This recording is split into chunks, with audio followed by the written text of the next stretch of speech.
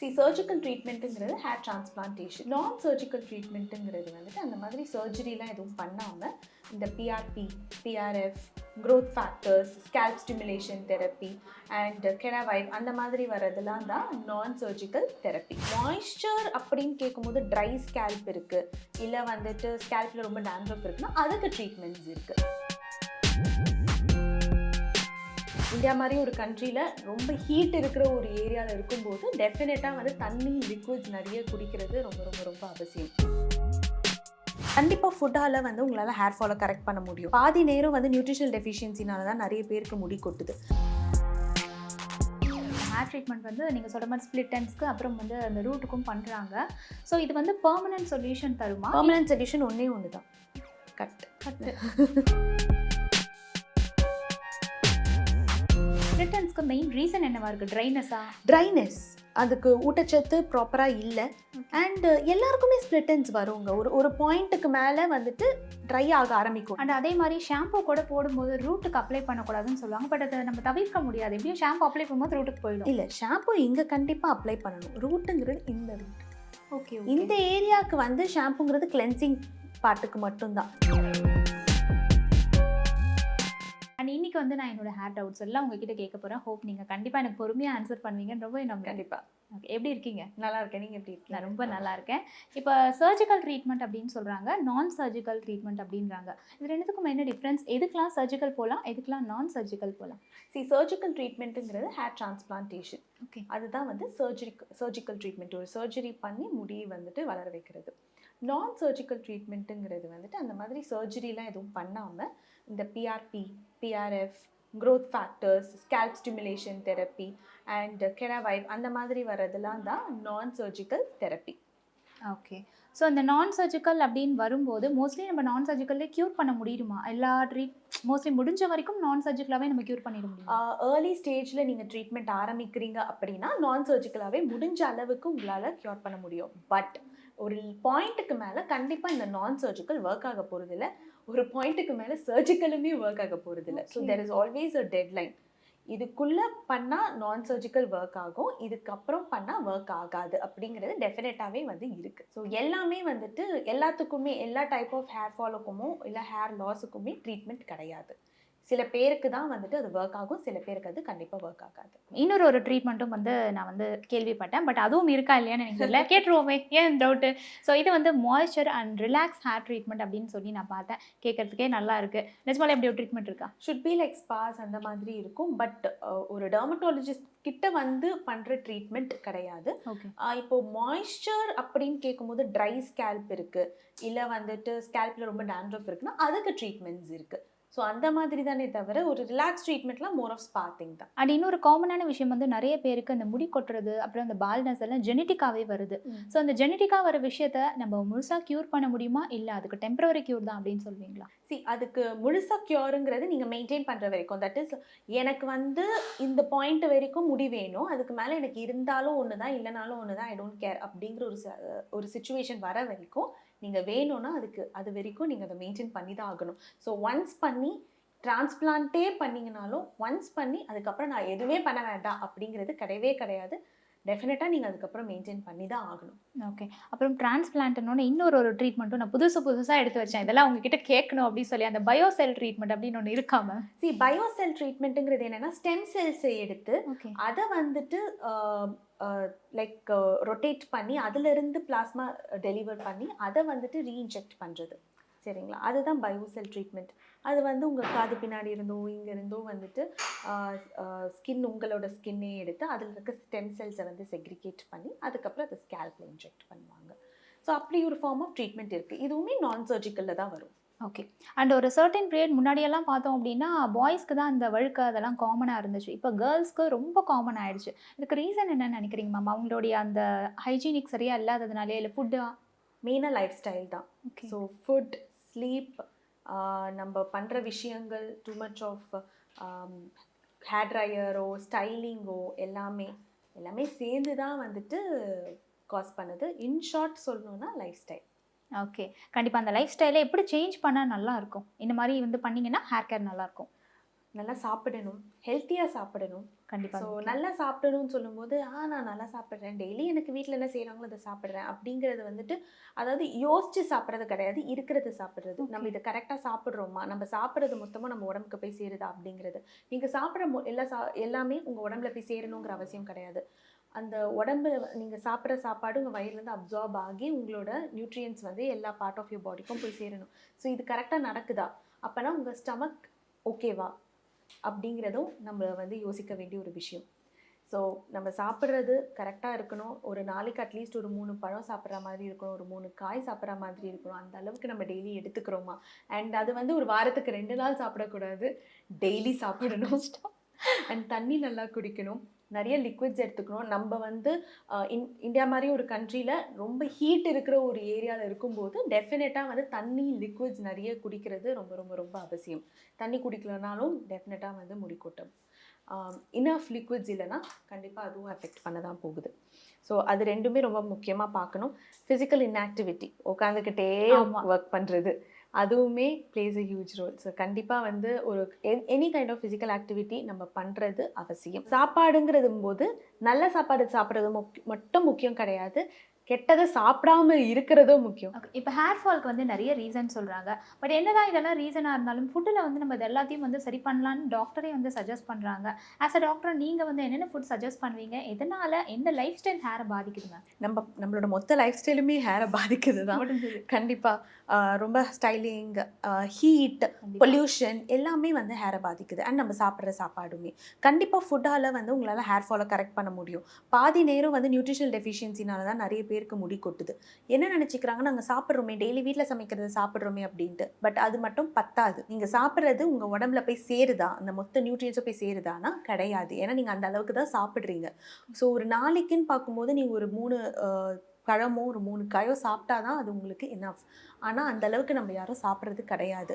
And அது மட்டும் இல்லாமல் நல்ல சாப்பாடு சாப்பிட்றது ஒரு பக்கம், தேவையில்லாதது சாப்பிட்றது இன்னொரு பக்கம். என்னைக்காவது ஒரு நாள் வந்துட்டு நீங்கள் ஒரு பீட்சாவோ ஒரு பர்கரோ சாப்பிட்லாம், இல்லை ஒரு பஃப் சாப்பிட்ணுன்னு தோணுதோ சாப்பிட்லாம். ஆனால் அது டெய்லி சாப்பிட்றது, டைமுக்கு சாப்பிடாம இருக்கிறது, ஒரு 3 மணிக்கு போய் ஒரு பஃப் எடுத்து சாப்பிட்றது, ஏன்னா காலிலேருந்து எதுவும் சாப்பிடல, அது எப்படி பத்தும்? அதுலேருந்து என்ன நியூட்ரியன்ஸ் உங்களுக்கு கிடைக்க போகுது? எதுவுமே இல்லையே. நீங்கள் அதை நல்லது நினச்சிட்டு பண்ணுறீங்கன்னா அது கண்டிப்பாக நல்லது கிடையாது. ஸோ நம்ம சாப்பிட்ற காலையில் எழுந்ததுலேருந்து நைட் தூங்குற வரைக்கும் பண்ணுற ஒரு விஷயமும், உங்கள் ட்ராவல், டஸ்ட், சாப்பாடு, சாப்பிடாம இருக்கிறது, இப்போ வந்து பிரேக்ஃபாஸ்ட் ஸ்கிப் பண்ணுறதும் வந்துட்டு ஒரு ஃபேஷன் இது மாதிரி ஆகிடுச்சுன்னா, சாப்பிட மாட்டேன் பிரேக்ஃபாஸ்ட் அப்படின்ட்டு. சில பேருக்கு வந்து அது இன்டர்மிட்டன்ட் ஃபாஸ்டிங் இருக்கிறாங்க, ஏன்னா அவங்க வெயிட் லூஸ் பண்ணணுன்ட்டு இன்னொரு ரீசனுக்காக. அப்படி இருக்கிறது ஒரு டயட்டிஷியன் கிட்ட ஒரு அட்வைஸ் கேட்டு அவங்களோட அண்டர் தேர் கண்ட்ரோல் நீங்கள் இருக்கும்போது இன்னும் பெட்டராக அவங்களால கைட் பண்ண முடியும். நம்மளாம் இன்டர்மிட்டன்ட் ஃபாஸ்டிங் இருக்கும்போது நீங்கள் கரெக்டாக தேவையானது உங்கள் பாடிக்கு அன்றைக்கி கொடுக்குறீங்களா அப்படின்னு கேட்டால் பாதி நேரம் கிடையாது. ஸோ அதனாலையுமே கண்டிப்பாக முடி கொட்டும். நம்மளோட லைஃப் ஸ்டைல் மட்டும்தான் முழு காரணம்.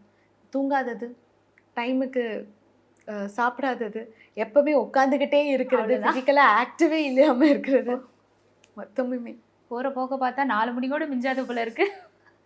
ஓகே. அண்ட் இன்னொரு விஷயம் வந்து ஹேர் ட்ரீட்மெண்ட் கொடுக்கும்போது அதுக்கு சப்ளிமெண்ட்ஸும் கொடுக்குறாங்க. ஸோ இந்த நம்ம ட்ரீட்மெண்ட் எடுக்கும்போது சப்ளிமெண்ட்ஸ் ரொம்ப நெசசரியா? பிகாஸ் நிறைய பேர் ட்ரீட்மெண்ட் எடுப்பாங்க, சப்ளிமெண்ட்ஸ் வந்து எடுத்துக்க மாட்டாங்க. ஸோ அதனால் அவங்க ட்ரீட்மெண்ட் முழுமை அடையாது. ஸோ இது கரெக்டாக ஏன் கொடுக்குறாங்க அப்படிங்கிறத கேட்டு தெரிஞ்சுக்கிட்டிங்கன்னா அதை நீங்கள் எடுப்பீங்க. ஓகே. கொடுக்குறதுக்கு கண்டிப்பாக ஒரு காரணம் இருக்கும். சும்மா சப்ளிமெண்ட் கொடுக்கணுங்கிற அவசியம் கிடையாது. சரிங்களா? இப்போ ட்ரீட்மெண்ட் பண்ணுறாங்கனாலே அதுக்குமே ஒரு காரணம் இருக்கும். ஆல்ரெடி அவங்களுக்கு மெடிசன்ஸ் கொடுத்தோ இல்லை சீரம்ஸ் கொடுத்தோ அது சரி ஆகாமல், இல்லை ஆல்ரெடி அட்வான்ஸ் ஸ்டேஜில் இருக்கும்போது தான் most of the time treatment start பண்ணுறது. இல்லை சில பேருக்கு பயத்தினால் அது போயிடுமோங்கிற ரொம்ப சில பேர் பயப்படுவாங்க. அந்த மாதிரி இருக்கிறவங்களுக்கு தான் ஸ்டார்ட் பண்ணுறது. தேவையில்லாமல் அந்த ட்ரீட்மெண்ட் ஆரம்பிக்கணுங்கிற அவசியம் கிடையாது. ஸோ அப்படி ஆரம்பிக்கும் போது இன்பிட்வீன், இல்லை இது ப்ரோக்ரஷன் வந்து கரெக்டாக ஆக மாட்டேங்குது அப்படிங்கிறதுக்காகவோ, இல்லை உங்களோட ஃபுட்டில் உங்களுக்கு கரெக்டான நியூட்ரியன்ஸ் கிடைக்க மாட்டேங்குது, இந்த நியூட்ரியன்ஸ் போய் சேர்ந்தாதான் இந்த ட்ரீட்மெண்ட் இஃபெக்டிவாக இருக்க போகுதுங்கிறதுக்காகவோ தான் யூஸ்வலாக வந்து மருந்து கொடுக்குறது. ஸோ அந்த சப்ளிமெண்ட்ஸ் ஏன் கொடுக்குறாங்கன்னு தெரிஞ்சு நீங்கள் எடுத்தீங்கன்னா அது கண்டிப்பாக எடுப்பீங்க, அதை அவாய்ட் பண்ண மாட்டீங்க. ஓகே. அண்ட் ஆப்வியஸாக வந்து இப்போ ஹேர் ஸ்டைலிங் அப்படின்றது ரொம்ப மஸ்ட் ஆயிடுச்சு. பிகாஸ் நம்மள நம்ம அழகாக ப்ளசண்ட்டாக ஒரு ப்ரெசன்டிவாக காமிச்சிக்கணும் அப்படின்றதுனால நிறைய பேர் வந்து அந்த ஸ்ட்ரைட்னர்லாம் எப்படி யூஸ் பண்ணுறதுன்னு தெரியாமல் யூஸ் பண்ணிட்டு இருக்காங்க. அதுக்கு நிறைய ப்ரிகாஷன் வேஸ் இருக்குது. ஸோ பட் இருந்தாலும் அந்த ப்ரிகாஷன் வேஸை யூஸ் பண்ணாலுமே நமக்கு ஹேர் ஃபால் வந்து அவ்வளோ கொட்டுது.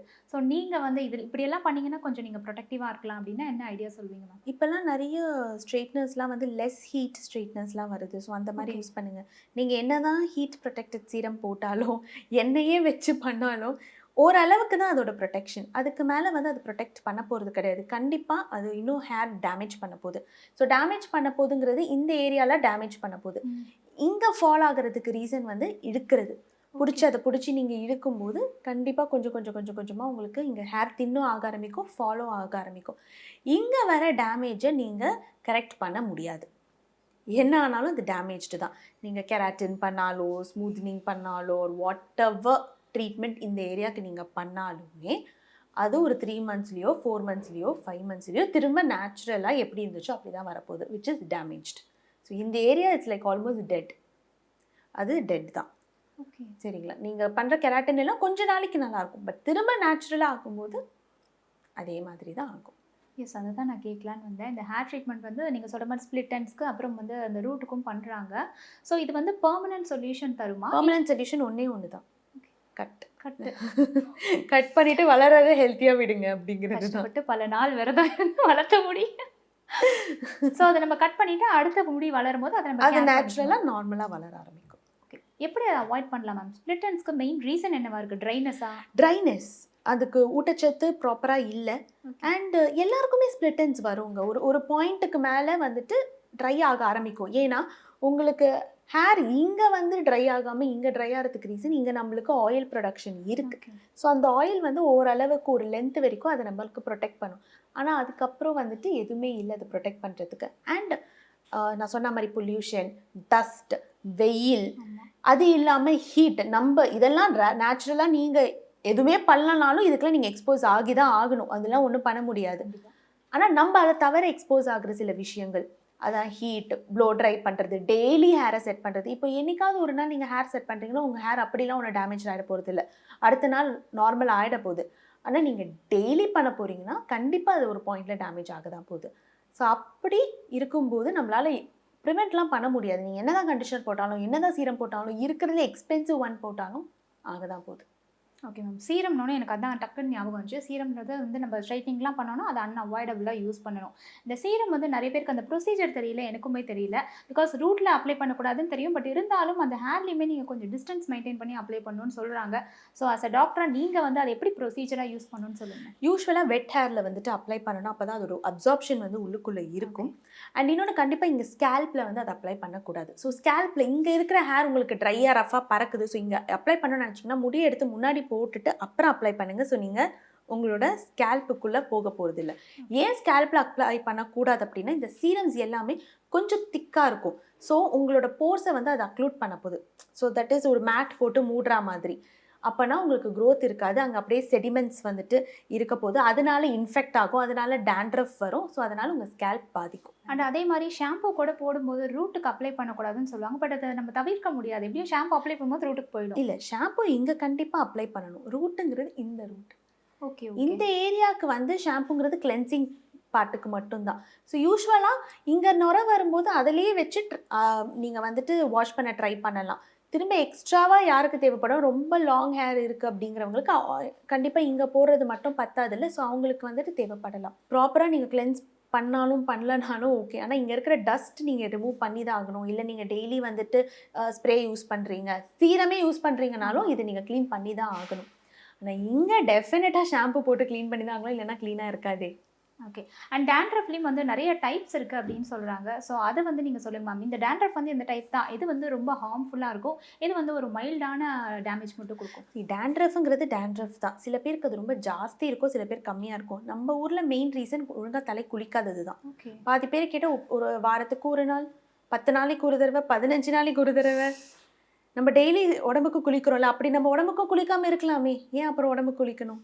அப்போ முடி இருக்குங்கிறதுனால மட்டும் அது ப்ரொடெக்ட் பண்ணிவிடுமா ஃபுல்லாக அப்படின்னா ஓரளவுக்கு. இப்போ நீங்கள் டெய்லி குளிக்கணுங்கிற அவசியம் கிடையாது. பட் 2 days ஒன்ஸ் அது. ஏன்னா இங்கேயும் ஸ்வெட் ஆகும், ஓகே. இங்கேயும் உங்களுக்கு ஆயில் ப்ரொடக்ஷன் இருக்கும், இங்கேயும் போய் அழுக்கு சேரும். ஆனால் உங்கள் கண்ணுக்கு அது தெரியாது. அது எப்போ உங்களுக்கு ப்ரெசென்ட் ஆகும்னா அது அரிக்கும் போது, dandruff வரும்போது, ரொம்ப ஆயிலியாக ஸ்டிக்கியாக ஆகும்போது அப்போ தான் போய் குளிக்கணும்னு தோணும். பட் இதெல்லாம் இல்லைனாலுமே ரெகுலராக நீங்கள் உங்கள் ஹேரை மெயின்டைன் பண்ணிட்டீங்கனாலும் உங்களுக்கு dandruff வராது. எக்ஸசிவ் வாஷிங்கும் தப்பு, வாஷ் பண்ணாமல் இருக்கிறதும் தப்பு. ஓகே. ரெண்டுத்துக்கும் நடுவில் கரெக்டாக கரெக்டாக மெயின்டைன் பண்ணிங்கன்னா பர்ஃபெக்டாக மெயின்டைன் ஆகலாம். ஸோ சில பேருக்கு dandruff பார்த்தீங்கன்னா செதிலாக வர்றது மட்டும் இல்லாமல் தண்ணி வர ஆரம்பிக்கும், அவங்க அதை பிச்சு ரத்தம் வர ஆரம்பிக்கும். ஸோ அதெல்லாம் கண்டிப்பாக வந்துட்டு போய் பார்க்கணும். ஒரு இந்த ஏரியாவில் வந்துட்டு dandruff வந்து ஃபார்ம் ஆக ஆரம்பிக்கும், மூக்கு கார்னரில், முகத்தில் வர ஆரம்பிக்கும், காது ஓரத்தில் வர ஆரம்பிக்கும். ஸோ அதெல்லாம் வந்து கொஞ்சம் அட்வான்ஸ் ஸ்டேஜ். ஸோ இமீடியட்டாக அதை ட்ரீட் பண்ணணுங்கிறது மாதிரி. ஓகே. இதெல்லாம் வந்து ஹைஜீனிக் அவங்க சரியாக வந்து ஹைஜீனிக்காக மெயின்டைன் பண்ணாதது தான் காரணமா? ஆமாம், கண்டிப்பாக அதுதான் மெயின் காரணம். பாடி ஹீட்டுங்கிறது வந்துட்டு ரொம்ப உங்கள் பாடிக்கு இன்ஃப்ளமேஷன் கொடுக்கக்கூடிய சாப்பாடுகள் நீங்கள் சாப்பிடும்போது வரக்கூடிய ஒரு விஷயம். நிறைய சிக்கன் சாப்பிட்றது, ஆமாம், அந்த மாதிரி எக்ஸாம்பிள் சொல்கிறேன். ஸோ அந்த மாதிரி அகெயின் ஹெல்த்தியாக நீங்கள் எடுத்துக்கல, அன்ஹெல்த்தியாக நீங்கள் எடுக்கும்போது தான் அந்த இன்ஃப்ளமேஷன் அதிகமாகும். மார்னிங் வாட்டர் பிரேக் ஆயிடுச்சு. I didn't realize that's how you will feel when water break. நான் என் அம்மா வீட்டில் இருந்தேன். அப்புறம் கால் பண்ணி சொன்ன அப்புறமா we came and we were at the hospital. ரொம்ப பயமாக இருந்தது.